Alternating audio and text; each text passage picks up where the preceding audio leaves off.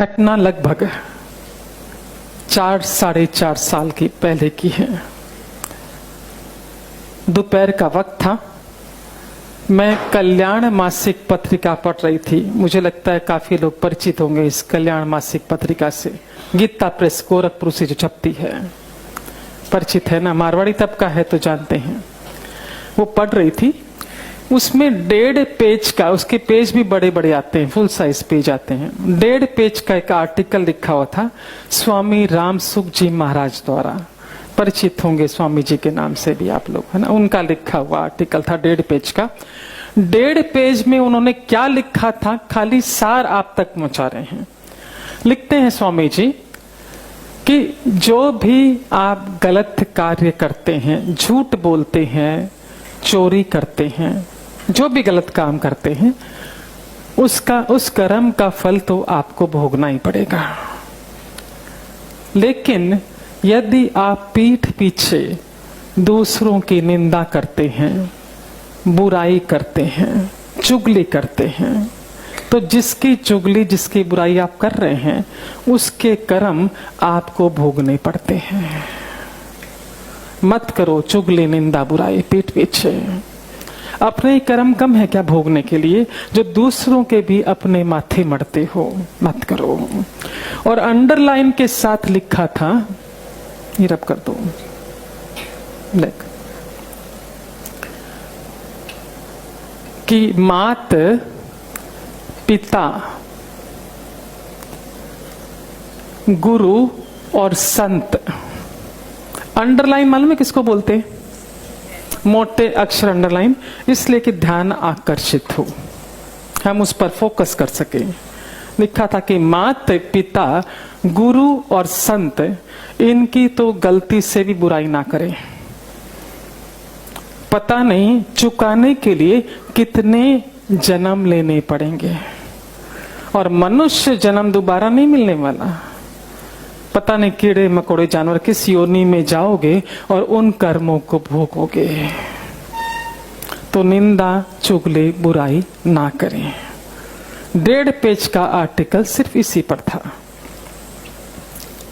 हमने उसे पढ़ा, पर समहाउ इतना गौर नहीं किया, इतना ध्यान नहीं गया हमारा। और प्रकृति की व्यवस्था देखिए, नारायण की व्यवस्था देखिए।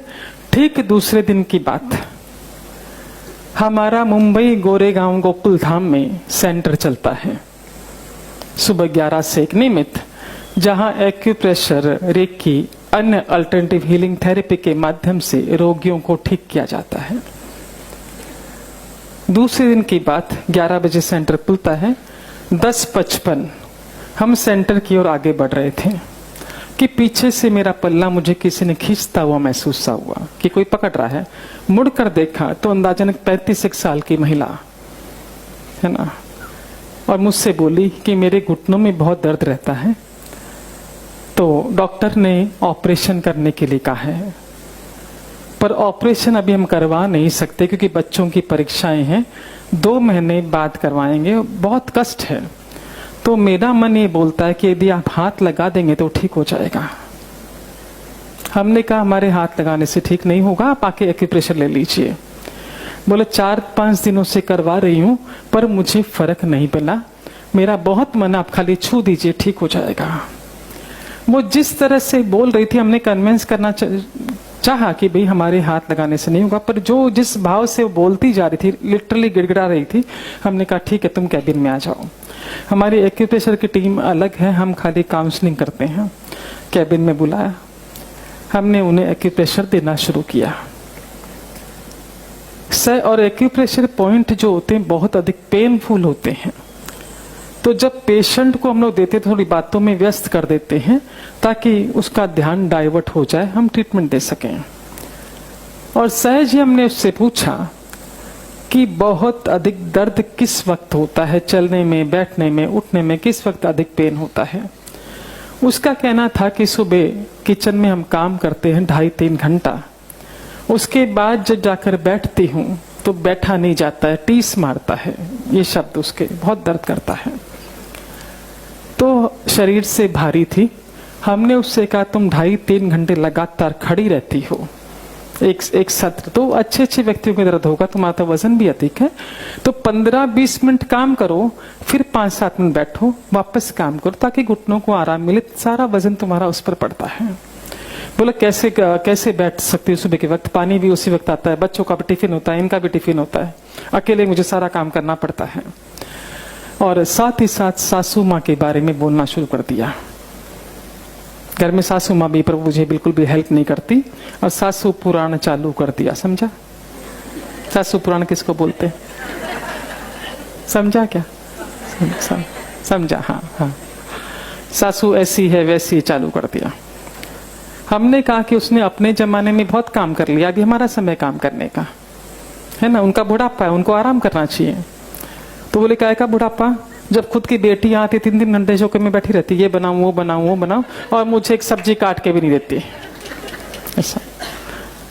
और बोलना शुरू था सासू माँ के बारे में, और एक का एक क्लिक हो गया कि कल तो हमने स्वामी जी के उसमें सुना है, पढ़ा है कि निंदा नहीं करनी चाहिए, और ये तो माता जी की, सासू माँ की निंदा कर रही है, तो कहीं ऐसा तो नहीं उनके कर्म भोग रही हो। सहज ही भाव आया, मन में आया कि एक्सपेरिमेंट करके देखते हैं।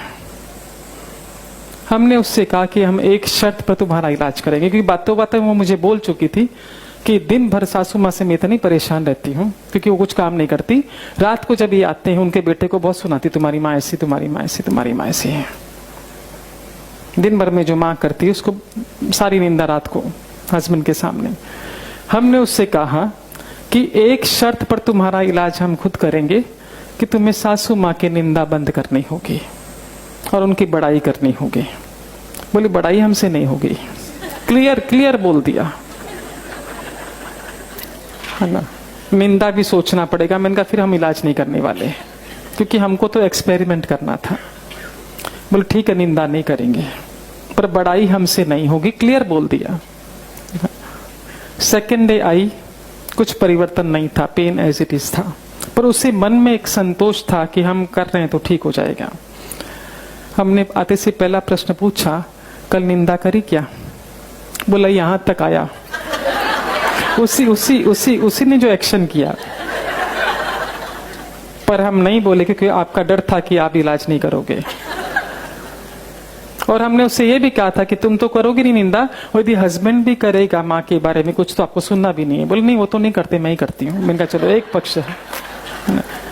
थर्ड डे 2 दिन बीता, 2% 3% थोड़ा अच्छा लगा।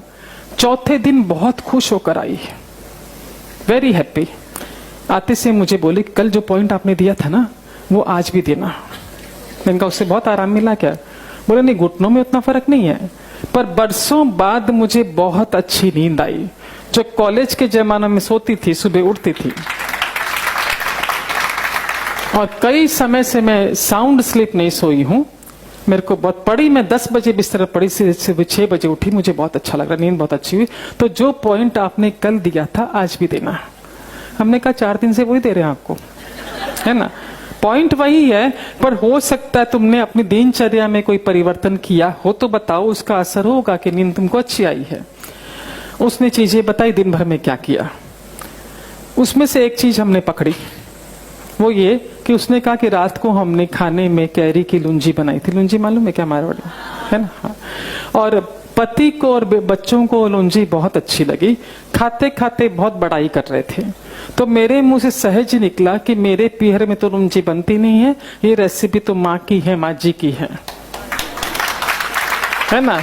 उनसे सीख के मैंने बनाया। माँ जी टेबल पर ही थी, बड़ी खुश हुई। मैंने उनसे कहा देखो वो उसकी आत्मा को खुश किया ना, वो वाइब्रेशन से आपको नींद अच्छी आई।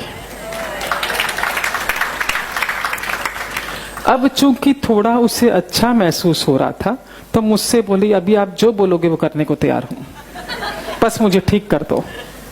हमने कहा सासू माँ की बड़ाई कर दो। बोला करेंगे क्योंकि स्वाद आ गया था स्वस्थता का, है ना। उसने लिया लगभग 14 दिन पूरी तरह ठीक होने में, है ना। इस बीच उसका डॉक्टर के साथ भी अपॉइंटमेंट था, क्योंकि ट्रीटमेंट तो चल ही रहा था डॉक्टर के साथ। वो मिलने के लिए भी गई थी। डॉक्टर ने रिपोर्ट्स देखी और कमरे में चलते हुए उसे आते हुए देखा। डॉक्टर ने क्या कहा पता है? कि तुम्हारी रिपोर्ट्स कहती है कि तुम्हें ऑपरेशन की जरूरत है, पर तुम्हारी चाल बता रही की जरूरत नहीं है। यदि दर्द नहीं है तो ऑपरेशन की जरूरत नहीं है, अभी रुकते हैं, जब बहुत पेन होगा तब देखेंगे, फिलहाल नहीं करना है। तो जो थेरेपी तुम कर रही हो कंटिन्यू रखो। ये डॉक्टर के शब्द थे, है ना? हाँ, तो मैं मुझे आके बोली, उसने ऐसा बोला है। मैंने कहा, उसने कहा निंदा चुगली मत करो।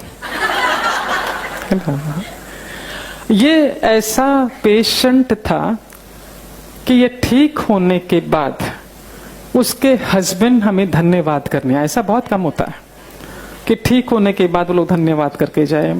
50 को ठीक करते तो मुश्किल से 2 जन आके धन्यवाद करते हैं। इसके हस्बैंड मिलने के लिए आए, बहुत धन्यवाद किया कि हम लोअर मिडिल क्लास हैं, ऑपरेशन का इतना खर्चा लगता, ये ठीक हो गई, बच गया, नॉर्मल है। मतलब सबसे बड़ी बात ये ठीक हुई, इसकी तो खुशी है ही मुझे। घर का माहौल बदल गया, मेरी माँ का मान सम्मान करने लगी। जो बोला मैं भीतर से घुटता था कि किसकी सुनूं, माँ की सुनूं कि इसकी सुनूं, सारे दिन अपसेट रहता। घर का वातावरण बदल गया। और सबसे बड़ी बात उस महिला ने ये शेयर की कि नौकरी पेशा हस्बैंड है, एक पगार लिमिटेड मिलती है, और 26-27 तारीख के बाद पगार आती है 2 तारीख को हाथ में। जो अंतिम 3-4 दिन होते बहुत मुश्किल से करते हैं, क्योंकि पैसे होते नहीं है ड्रॉर में, खत्म हो चुके होते हैं। पर इस बार बोले मैं 15 दिन आपके पास भी आई, 50 रुपया जाने का लगता है, 50 रुपया आने का लगता है ऑटो में आपके पास ट्रीटमेंट कराने का। उसके बावजूद भी ड्रॉर में 2000 रुपये बचे पड़े हैं। ये तो हमको भी बड़ा मजा आया रिसर्च करके। अब हमने क्या किया कि सारे पेशेंट्स पर चालू कर दिया एक्सपेरिमेंट कि जो भी ट्रीटमेंट के लिए आ रहा है उसको ये चीजें नहीं करनी है, क्योंकि मालूम पड़े कि क्या चीजें स्वामी जी महाराज क्या कहना चाह रहे हैं। आप यकीन मानिए, मन से बोल रहे हैं, हीलिंग बहुत फास्ट होने लगी, बहुत फास्ट। जब 5-6 एक्सपेरिमेंट हो गए तो हमारा सत्संग चलता है बुधवार का, हर बुधवार 11 से 1, लगभग 400-500 लोग वहां आते, मेजर महिलाएं आती। हमने जो एक्सपीरियंस आपको सुनाया एज इट इज उनको सुना दिया कि आप लोग भी निंदा चुगली बुराई बंद कर दीजिए, दूसरों के कर्मा को भोगना पड़ता है हमको, है ना, ये बता दिया उनको। और जो आते हैं सत्संग वो इतने समर्पित भाव के कि जो कहते हैं उस पर पूरा फॉलो करते हैं। तो खाली 2 केस की यहां पर चर्चा करना चाहूंगी, क्योंकि केस तो बहुत ज्यादा है। निंदा चुगली बंद करने का क्या रिजल्ट है, 2 केस की आपको। एक हमारे पास थाना से साउथ इंडियन लेडी आती थी सत्संग में, आती है बीबी, उसका बेटा स्लो लर्नर, पूरी क्लास लिख ले, वो धीरे धीरे 10% लिख पाता था। कई थेरेपी वो करवा रही थी उसके ट्रीटमेंट के लिए, पर नतीजा नहीं आ रहा था। सत्संग में जब उसने सुना, सासू के साथ रहती थी, सासू भी घर में थी, और सासू का बिल्कुल भी मान सम्मान नहीं, बल्कि उसने जात सत्संग में जब सबका एक्सपेरिमेंट सुना, घर गई, सासू माँ से माफी मांगी कि मैंने आज तक जो गलत व्यवहार आपके साथ किया है वो अब से नहीं करूंगी, माफ कर दीजिए। और सासू माँ को मान सम्मान देना शुरू किया। वो लेडी आकर कहती है, जो लड़का मुश्किल से 35% आता था, आज की तारीख में ही वो ला रहा है 90%। सब जो धीरे धीरे उसकी जो लुस्नो फटाफट पिकअप करता करता आज की 4 साल पुरानी बात है ये, आज ये अवस्था है, 90+ ला रहा है। दूसरा केस, एक महिला ने कहा, शेयर किया कि उसका एक बेटे को ब्याया, बहू आई, और कुछ सासू माँ बेटे की नहीं बनी तो बिना बताए बेटा बहू घर से चले गए। कहाँ गए ये भी समाचार नहीं। उसने 2-4 बार हमसे आके कहा ये बात कि वो कहाँ गए मालूम नहीं है, और उनका कोई फोन भी नहीं आता है। हमने कहा उनका नहीं आता तुम कर लो। इसने करना शुरू किया, पर बेटा भी फोन काट देता, बहू भी फोन काट देती, कोई संपर्क नहीं। आके मुझसे बोले वो काट देता है फोन। हमने कहा अपनी प्रार्थना चालू रखिए और फोन करना चालू रखिए, किसी दिन तो उठाएगा वो। एक दिन उठाए, बेटे ने चिल्लाया जोर से कि क्यों परेशान कर दिया, तुमसे कोई संबंध ही नहीं है हमारा, छोड़ दिया। सत्संग में बैठी हुई थी, सोच रही थी कि मैं किसकी निंदा करती हूँ, क्योंकि लोग शेयर करते तो खुद को टटोला उसने। तो उसको एहसास हुआ कि शाम को जब राउंड मारने जाती है, सोसाइटी में वॉक करने जाती है, तो बिल्डिंग के सामने 8-10 महिलाएं घेरा बना के बैठती है, और जो महिला नहीं आती उसकी चर्चा। देख अपने आप ही बोला, मैंने तो कुछ बोला ही नहीं। सत्संग से जाने के बाद उसने कहा उन अपने ग्रुप को कि यदि देखो तुम लोग किसी की निंदा चुगली बुराई करोगे तो मैं तुम्हारे साथ नहीं बैठूंगी, मैं मेरा वॉक करूंगी, क्योंकि मैं सत्संग में बोला गया नहीं करना, दूसरों के कर्मों को अपने सर नहीं लेना है। तो महिलाएं हंसने लगी कि चुगली नहीं करेंगे तो टाइम पास कैसे होगा।